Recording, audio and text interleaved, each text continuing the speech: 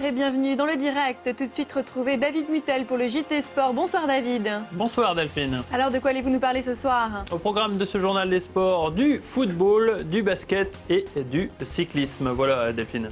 Très bien, merci David. À 19h30, nous nous retrouverons pour le journal. Nous parlerons d'une expérience originale à Nogent-sur-Aube où les élèves vont se passer de télévision ou d'ordinateur pendant 12 jours. Nous assisterons au Catéchuménat qui a eu lieu hier à Aix-en-Othe. Nous reviendrons sur l'une des représentations théâtrales de la Fondation Hugues Depin ce week-end. À 19h50, David Mutel toujours vous présentera le miroir des sports. Il recevra Angélique Garinos, championne de tir au pistolet. Et quant à nous, on se retrouve à 19h30 pour le journal.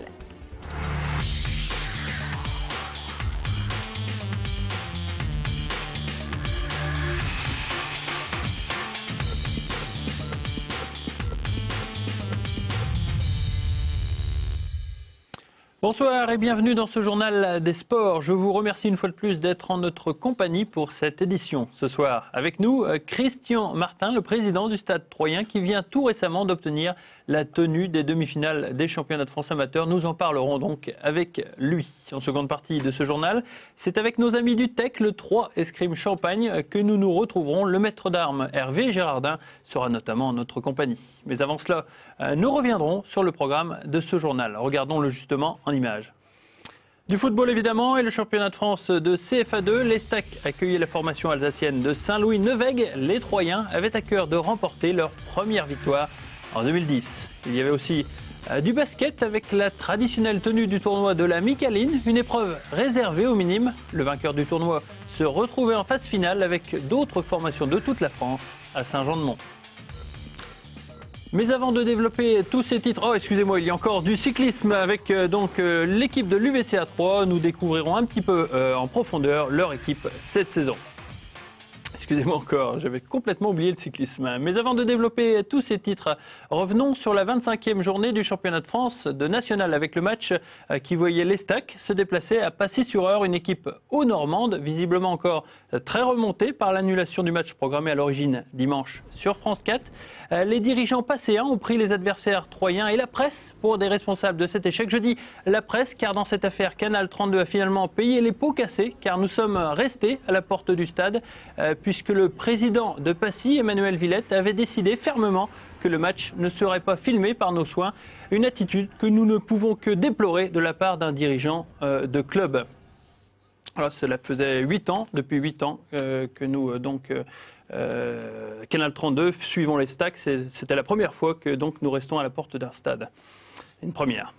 On vous donne les autres résultats quand même de foot avec notamment les bons résultats, notamment de Reims qui a écrasé Amiens 5-0. Dans le même temps, Évian n'a pu faire que match nul face à Luznac, 1 but partout. Et la surprise de la journée, c'est Moulins, la victoire de Moulins qui a battu Créteil 1-0. C'est plutôt une bonne nouvelle pour Troyes qui donc voit un adversaire s'écarter de la course à la montée. Au classement, vérifions que Évian est toujours en tête avec 1 point d'avance sur Reims et 2 sur 3 et Créteil qui donc patine un peu à la suite de cette défaite face à Moulins. Toujours en football, mais dans le championnat de France de CFA2 à présent, l'Estac B à domicile recevait la formation de Saint-Louis, bien placée au classement. Une victoire était quasi obligatoire pour les Troyens, toujours à la recherche de leur première victoire en 2010.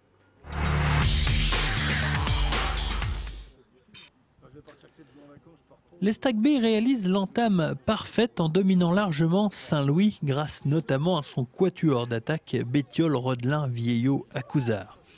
Et tous les quatre se mettent en évidence pour faire tourner en bourrique les Alsaciens. Bétiol notamment trouve Bauche sur son chemin à la 19e minute alors que 2 minutes plus tard, Acouzard réussit son centre-tir qui trompe totalement le portier de Saint-Louis. Une formation adverse qui ne réagit que trop mollement aux assauts troyens. Seule une frappe de Gebfer inquiétera Mermillot. Ils vont toutefois se rattraper en seconde période avec l'obtention d'un pénalty logique à la 52e minute. Sentence transformée par Onesta. 3 réagira toujours par l'intermédiaire de sa ligne d'attaque emmenée par Rodelin, très à l'aise techniquement. Mais cela ne fait pas la différence, d'autant que l'arbitre ne sera pas de leur côté en ne donnant pas un pénalty pourtant évident pour cette faute sur Vieillot. C'est évident, on le voit parce que bon, il réussit à tourner le ballon, donc forcément c'est que le défenseur ne touche pas le ballon. Bon après on a eu l'arbitre contre nous, il l'a forcément pas vu, donc on fait avec. Cela n'entame pourtant pas le moral des Troyens qui continuent de dominer. Todiman ou encore Bettiol manquent le cadre. Dans ces cas-là, on dit toujours que l'équipe qui ne marque pas pourra jouer toute la nuit sans marquer. Elle peut aussi en encaisser un en contre et ce fut le cas dans les arrêts de jeu. À la 93e minute, Mastroianni ne tremble pas et donne la victoire à Saint-Louis 2-1. Ils étaient bien organisés, le terrain saute beaucoup et c'était pas évident de bien jouer au football. Et puis donc Saint-Louis a réussi en contre-attaque à se montrer dangereux à plusieurs reprises. Donc voilà, ils ont réussi à prendre les points et tant mieux pour eux. Et c'est dommage pour notre équipe aujourd'hui. 2010 ne réussit toujours pas, les Stag B incapables de ramener la moindre victoire. Et qu'est-ce que ça donne au classement? On va le voir justement avec les classements préparés par Cécile Rich. Auparavant, les autres résultats, puisqu'il y a eu des matchs reportés encore. Belfort a gagné face à la réserve de Besançon 1-0. Et Vauban, Strasbourg a accroché Solonget 1 but partout.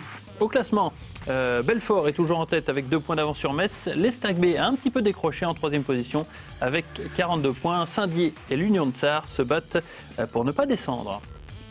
Actualité boxe à présent, Christian Martin est avec nous sur ce plateau pour nous parler de la prochaine organisation des demi-finales de championnat de France de boxe. Bonsoir Christian. Bonsoir David. C'est un petit peu une surprise Christian, parce qu'à l'origine les demi-finales elles ne devaient pas du tout se produire à Troyes. Qu'est-ce qui s'est passé? Elles devaient avoir lieu à Aix-en-Provence et la commission de sécurité a refusé les normes de sécurité n'étant pas en place, n'étant pas respectées, ils ont refusé de faire cette demi-finale à Aix-en-Provence. Et pourquoi on les retrouve à Troyes finalement? Tout simplement, là en 15 jours, André Martin, le vice-président de la commission nationale amateur, a décidé de m'appeler. Il m'a dit: Christian, tu viens de faire un quart de finale, est-ce que tu peux me faire une demi-finale? D'accord. J'ai demandé à la ville, mon sponsor, Eric Peters. On a décidé qu'ok, c'était pas un délai trop court, parce que c'est quand même des demi-finales du championnat de France. C'est pas, Oui, mais on venait de faire un quart de finale, c'est-à-dire qu'on est rodé maintenant. Ça fait 5 ans que l'on fait des quarts de finale, des demi-finales, voire des finales juniors. Par conséquent, nous sommes entraînés maintenant. Par contre, il y avait une condition dans la tenue des demi-finales. Absolument. Vous aviez insisté sur un point. Oui, la condition était que Jawad Shiger, qui était lui, qui devait rentrer en demi-finale, on sait très bien qu'il est troyen, qu'il a nos envies, mais qu'il va revenir au stade troyen. On avait exigé qu'il soit au programme. Qu'il boxe devant son public. Voilà, absolument. Je vais vous faire une surprise, il est avec nous par téléphone, Christian. Ah, c'est très bien, c'est parfait. Bonsoir Jawad. Bonsoir, salut David. Comment ça va? Salut Christian, ça va? Salut. Superbe nouvelle Jawad quand même. Boxer devant son public pour les demi-finales de championnat de France, c'est quand même une super nouvelle. Ah, j'attendais ça depuis longtemps et en plus ça se passe pendant les championnats de France. Pour moi, là, c'est grandiose, donc là, je suis super motivé. En plus, si tout se passe bien, la finale aura lieu dans les Ardennes, c'est pas très loin. Donc finalement, pour cette compétition, c'est régional, vous aurez votre public derrière vous pour les demi-finales et peut-être la finale.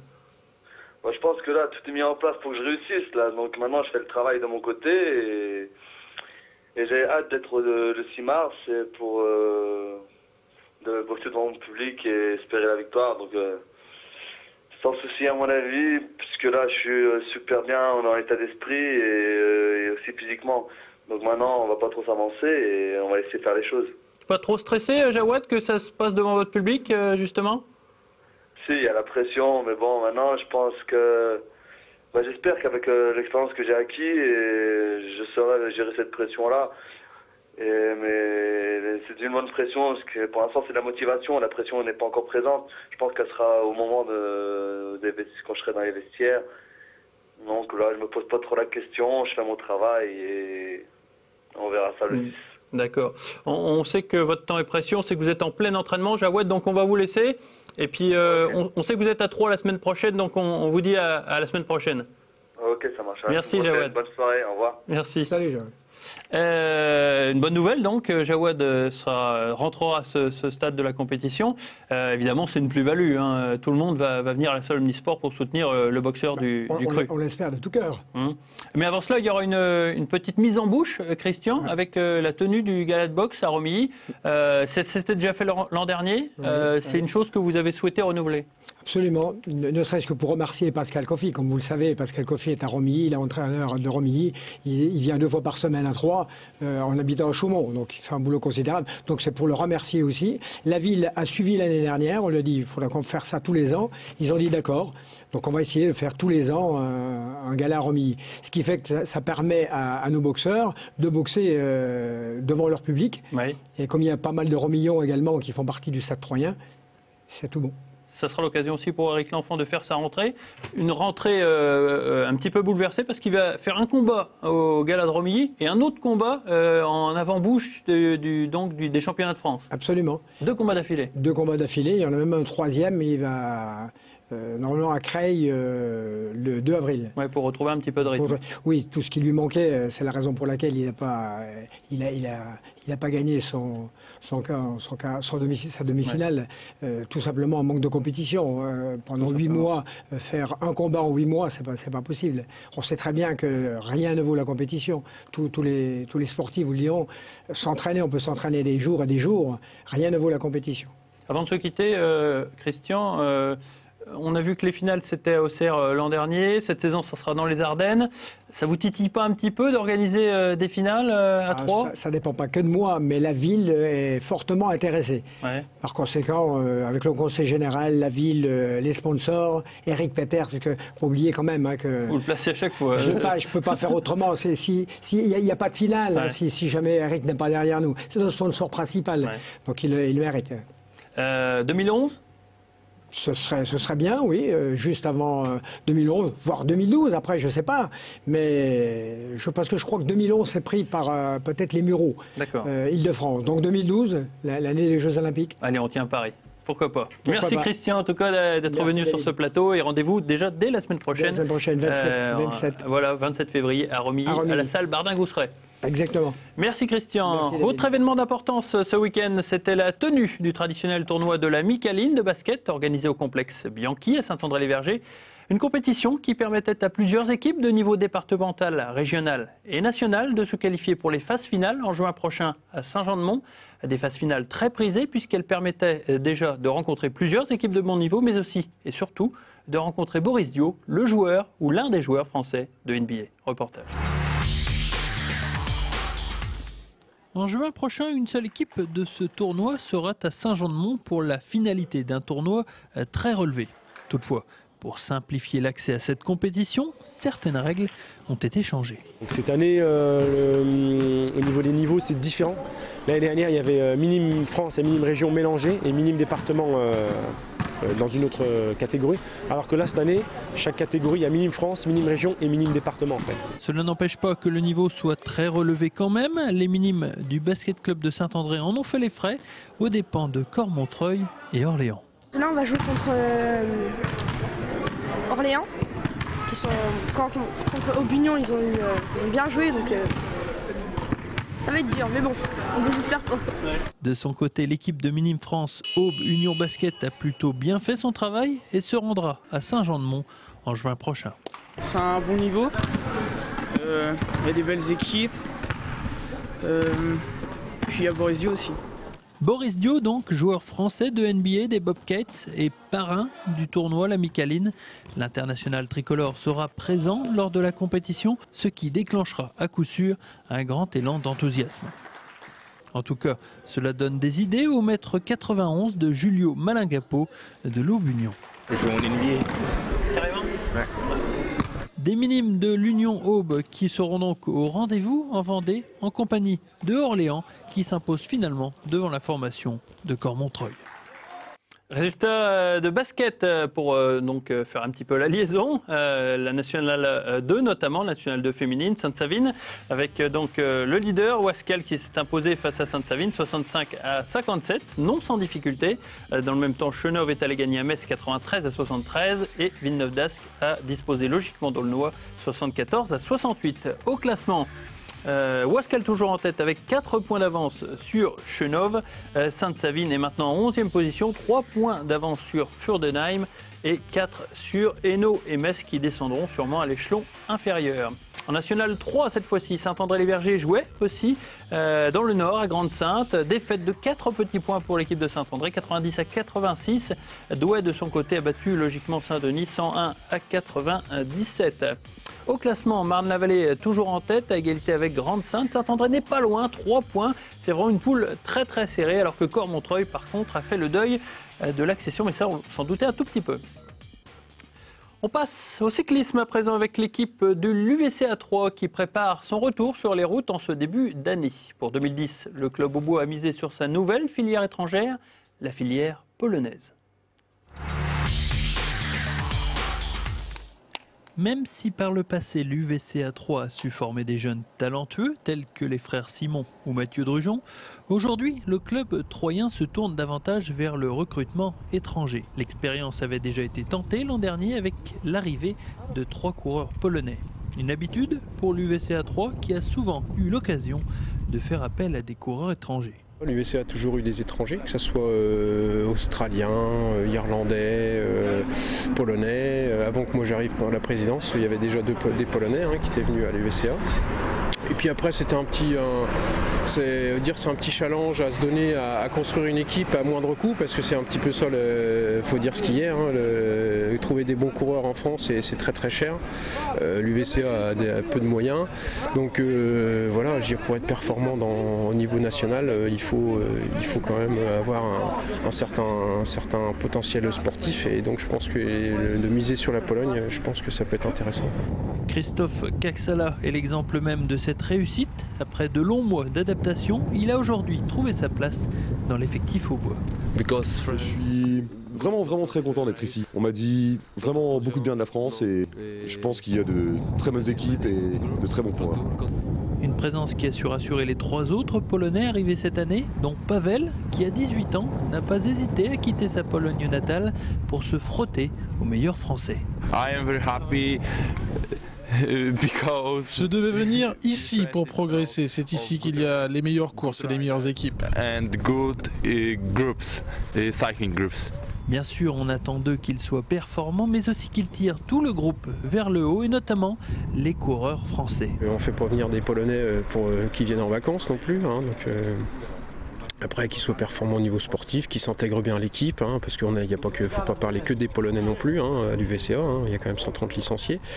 Et donc on a Nasser Bouani qui est en train d'arriver, qui est arrivé chez nous, qui va être fin prêt pour les jours à venir. Après il y a 2 repas, qui s'intègrent. Moi j'attends qu'ils s'intègrent vraiment à l'équipe de façon à ce que ça se passe le mieux possible, parce que c'est pas le tout d'avoir les meilleurs, on le connaît au foot. Le tout c'est de faire la mayonnaise et que ça prenne, c'est surtout ça. Une filière polonaise qui entend bien faire la loi sur les routes françaises et notamment en mars prochain lors de Paris 3. Allez, pour en terminer totalement avec donc la guirlande de résultats, on passe au handball à présent pour voir les résultats de la Nationale 3. Romilly en premier. Romilly a perdu le derby champenois face à Reims, 33-28. Dans le même temps, Wittelsheim a battu Schiltigheim, 36-25. Et Tremblay-en-France est allé gagner sur le parquet de Chaville, 33-30. Au classement, Romilly recule un petit peu au classement, donc avec 35 points. Mais le maintien semble définitivement assuré. Pour l'autre poule, celle de l'Étac, victoire sans problème de la part de Bar-le-Duc, 25-21. Florange de son côté a battu Strasbourg 36-22 et Sarrebourg a quant à lui battu Val-de-Grès 33-24. Au classement, Sarrebourg est toujours premier, 2 points d'avance sur l'Étac et Florange, mais l'Étac a un match en moins par rapport à Florange. C'est l'heure de parler escrime à présent avec cette arme. Cette fois-ci, c'est un fleuret et c'est la principale arme du TEC 3 Escrime Champagne. Avec nous pour en parler, Maître Girardin. Bonsoir, Maître. Bonsoir, David. Je ne me trompe pas, c'est bien l'arme plus ou moins favorite du TEC. Accompagné du sabre. Accompagné du sabre. Le TEC a une tradition de sabreur aussi. Oui. Et le TEC a une histoire aussi, puisqu'elle a plus de 100 ans d'existence maintenant. Oui. 130 ans, oui. Oui. Ouais. Il a été créé dans les années 1880, je crois, reprends mes notes, 1880. Fait étonnant, depuis 1945, date de la fusion, il y a eu seulement 3 maîtres d'armes Oui, bah, il y a eu le maître Adolphe Père en 1945 et qui a passé le flambeau à son fils, André, qui lui-même m'a passé le flambeau en 1976. Et depuis 1976, vous officiez comme maître d'armes? Voilà, les élèves ont la malchance de m'avoir depuis 1976. on les écoutera tout à l'heure, hein, on va voir si c'est vraiment des souffres-douleurs. Il faut dire que vous étiez à bonne école, puisque déjà à l'âge de 15 ans, vous étiez déjà plus ou moins entraîneur. Mais la maître père, mon maître d'armes, celui qui m'a formé, était un fort technicien et il avait perçu que j'étais intéressé par cet enseignement, faire transmettre le peu que je connaissais.